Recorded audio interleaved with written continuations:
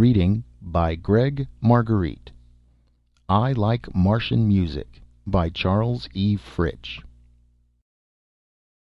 Longtree played. His features relaxed into a gentle smile of happiness, and his body turned a bright red-orange. Longtree sat before his hole in the ground and gazed thoughtfully among the sandy red hills that surrounded him. His skin at the moment was a medium yellow, a shade between pride and happiness at having his brief symphony almost completed, with just a faint tinge of red to denote that uncertain, cautious approach to the last note which had eluded him thus far. He sat there unmoving for a while, and then he picked up his blowstring and fitted the mouthpiece between his thin lips. He blew into it softly, and at the same time gently strummed the 3 strings stretching the length of the instrument. The note was a firm, clear one which would have made any other musician proud. But Longtree frowned, and at the disappointment his body flushed a dark green and began taking on a purple cast of anger. Hastily he put down the blowstring and tried to think of something else. Slowly his normal color returned. Across the nearest hill came his friend Channeljumper, striding on the long, thin, ungainly legs that had given him his name. His skin radiated a blissful orange. "Longtree!" Channeljumper exclaimed enthusiastically, collapsing on the ground nearby and folding his legs around him. "How's the symphony coming?" "Not so good," Longtree admitted sadly, and his skin turned green at the memory. "If I don't get that last note, I may be this color the rest of my life." "Why don't you play what you've written so far? It's not very long, and it might cheer you up a bit." "You're a good friend, Channeljumper," Longtree thought, "and when Red Sand and I are married after the music festival, we'll have you over to our hole for dinner." As he thought this, he felt his body take on an orange cast, and he felt better. "I can't seem to get that last note," he said, picking up the blowstring again and putting it into position. "The final note must be conclusive, something complete in itself, and yet be able to sum up the entire meaning of the symphony preceding it." Channeljumper hummed sympathetically.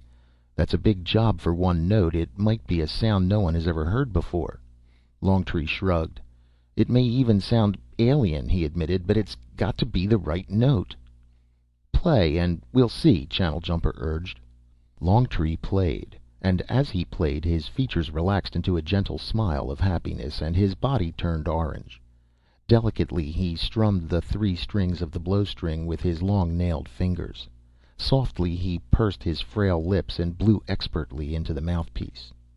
From the instrument came sounds the like of which Channeljumper had never before heard.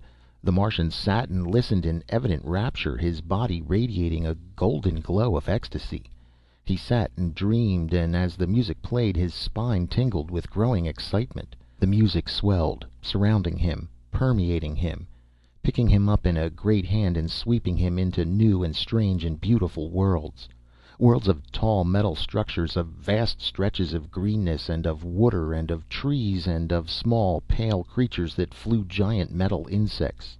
He dreamed of these things which his planet Mars had not known for millions of years. After a while the music stopped, but for a moment neither of them said anything. At last Channeljumper sighed. "It's beautiful," he said. "Yes," Longtree admitted.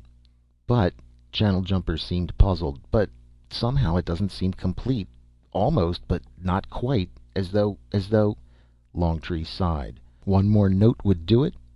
"One more note, no more, no less, at the end of the crescendo, could tie the symphony together and end it. But which one? I've tried them all, and none of them fit." His voice had risen higher in his excitement, and Channeljumper warned, "Careful. You're beginning to turn purple." "I know," Longtree said mournfully, and the purple tint changed to a more acceptable green. "But I've got to win first prize at the festival tomorrow. Red Sand promised to marry me if I did." "You can't lose," Channeljumper told him, and then remembered. "If you can get that last note." "If," Longtree echoed despairingly, as though his friend had asked the impossible. "I wish I had your confidence, Chan. You're orange most of the time, while I'm a spectrum." "I haven't your artistic temperament," Channeljumper told him. "Besides, orange is such a homely color, I feel ashamed to have it all the time." As he said this he turned green with shame, and Longtree laughed at the paradox. Channeljumper laughed too, glad that he had diverted his friend's attention from the elusive and perhaps non-existent note. "Did you know the space rocket is due pretty soon?" he said. "Perhaps even in time for the music festival." "Space rocket? Oh, I forgot. You were busy composing and didn't get to hear it," Channeljumper said. "Well, Big Wind, who has a telescope in his hole, told me a rocket is coming through space towards us, possibly from the third planet." "Oh?" Longtree said, not particularly interested. "I wonder if they'll look like us," Channeljumper wondered. "If they're intelligent, of course they will," Longtree said, certainly not caring. "Their culture will probably be alien, though, and their music—" He paused and turned a very deep yellow. "Of course! They might even be able to furnish the note I need to complete my symphony." Channeljumper shook his head. "You've got to compose it all yourself," he reminded, "or you don't qualify. And if you don't qualify, you can't win. And if you don't win, you can't marry Red Sand." "But just one little note," Longtree said. Channeljumper shrugged helplessly and turned sympathetically green. "I don't make the rules," he said. "No. Well," Longtree went on in sudden determination, "I'll find that last note if I have to stay permanently purple." Channeljumper shuddered jestingly at this, but remained pleasantly orange. "And I'll leave you alone so you can get to work," he said, unfolding himself. "Goodbye," Longtree said, but Channeljumper's long legs had already taken him over to the nearest sand dune and out of sight. Alone, Longtree picked up the blowstring once more, placed it against his stomach, and gave out with a clear, beautiful experimental note which was, again, not the one he desired. He still had not found it an hour later when the sound came. The sound was a low, unpleasant rumble, a sound lower than any Longtree had ever heard, and he wondered what it was. Thinking of it, he remembered he had seen a large flash of fire in the sky a moment before the roar came, but since this last was clearly not likely at all, he dismissed the whole thing as imagination and tried again to coax some new note from the blowstring. A half hour later, Channeljumper came bounding excitedly over a sand dune. "They're here!" he cried, screeching to a halt and emitting yellow flashes of color. "Who's here?" Longtree demanded, turning violet in annoyance at the interruption. "The visitors from space," Channeljumper explained. "They landed near my hole. They're little creatures, only half as big as we are, but thicker and gray colored." "Gray colored?"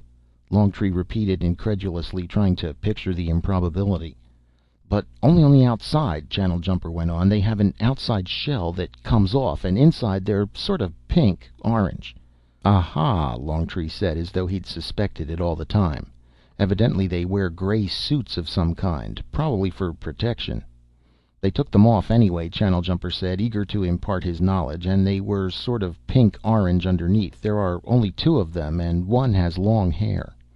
Strange, Longtree mused, thinking of their own hairless bodies. Wonder what they want? Channeljumper shrugged to indicate he didn't know. "The short-haired one followed me," he said. Longtree felt the chill blue of fear creep along his spine, but immediate anger at himself changed it conveniently to purple, and he was certain Channeljumper hadn't noticed. When he had controlled himself, he said, "Well, it doesn't matter. I've got to get on with my symphony. That last note—" "He's here," Channeljumper announced. "What?" Channeljumper pointed eagerly, and Longtree's eyes followed the direction to where the alien stood at the top of a nearby dune, staring at them. Longtree could feel his skin automatically turning red with caution, blending with the sand, while the ever-trusting Channeljumper remained bright orange. "Good gosh!" the alien exclaimed. "Not only do they look like modified grasshoppers, they change color, too." "What did he say?" Longtree demanded. "How should I know?" Channeljumper said. "It's in another language." "And its voice!" Longtree exclaimed, almost disbelieving it. "Low! Lower than even our drums rumble." "And they talk in squeaks yet," the alien told himself aloud.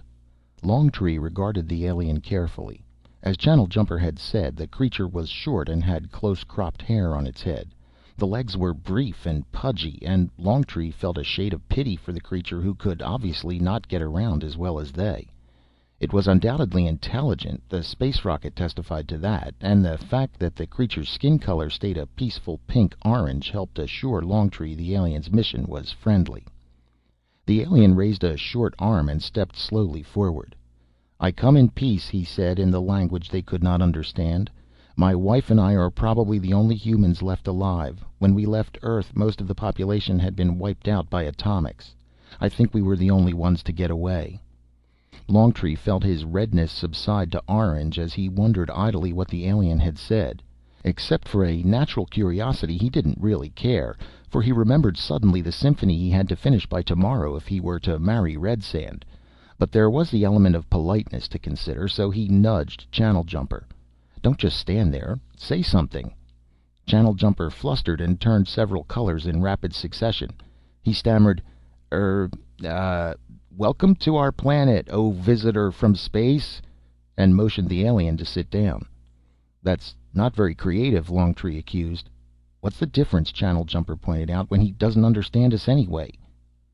"You guys don't really look like grasshoppers," the man from Earth apologized, coming forward. "It's just the long legs that fooled me from up there.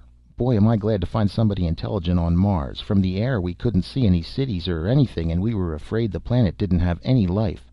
I wish we could understand each other, though." Longtree smiled pleasantly and wished the creature would go away so he could search for the last note to his symphony.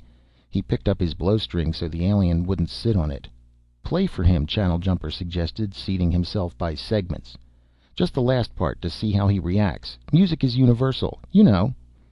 Longtree was going to do just that thing, for despite Channeljumper's warning that he might compose every single note by himself, he felt an alien viewpoint might be helpful.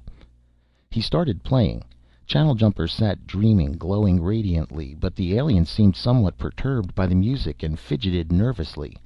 Could it be, Longtree wondered, that the incredible beauty of his composition might not translate acceptably to alien ears? He dismissed the thought as unlikely. "That's a bit high, isn't it?" the creature said, shaking his head. Lost in the sweeping melodies, neither Longtree nor Channeljumper paid any attention to the meaningless syllables. Longtree played on, oblivious to all else, soaring toward the great screaming crescendo that would culminate with the missing note. Vaguely he became aware that the creature had gotten up, and he turned a small part of his attention to the action. Longtree smiled inwardly, pleased, and turned yellow with pride to think that even a man from another planet should so appreciate his symphony that he got up and danced a strange little dance and even sang to the music. The alien held onto his ears and leaped erratically, singing, "No, no, stop, it's too high, my head's bursting." Channeljumper, too, seemed pleased by this show of appreciation, though neither of them understood the words, and Longtree swept into the final notes of the rising crescendo with a gusto he had not previously displayed. He stopped where he had always stopped, and the final note came. It startled the Martians. Then the realization swept over them in glad tides of color. The symphony was complete now. With that final alien sound, Longtree could win both the festival prize and Redsand with it. The last note was a soft popping sound that had come from the creature from another planet. They looked to see him sagging to the ground, his head soft and pulpy. "My symphony's complete!" Longtree exclaimed jubilantly, a brilliant yellow now.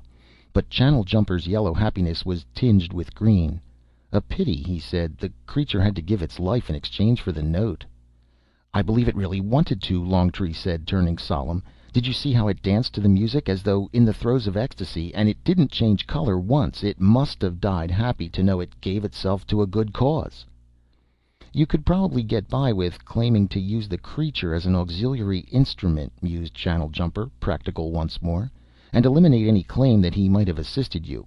But what about the festival? This one looks as though he doesn't have another note in him." "There's the other one," Longtree reminded. "The one with long hair. We can save that one until tomorrow." "Of course," Channeljumper agreed, standing up. "I'll go get it, and you can keep it safe here in your hole until tomorrow night." "You're a good friend, Channeljumper," Longtree began, but the other was already bounding out of sight over a sand dune. Blissfully he raised the blowstring into position and played the opening notes to his symphony. The alien lay unmoving with its head in a sticky puddle, but Longtree took no notice. He didn't even consider that after the festival he would never be able to play his symphony again in all its glorious completeness. His spinal column tingled pleasantly, and his skin turned the golden yellow of unbearable happiness. The music was beautiful. End of I Like Martian Music by Charles E. Fritch.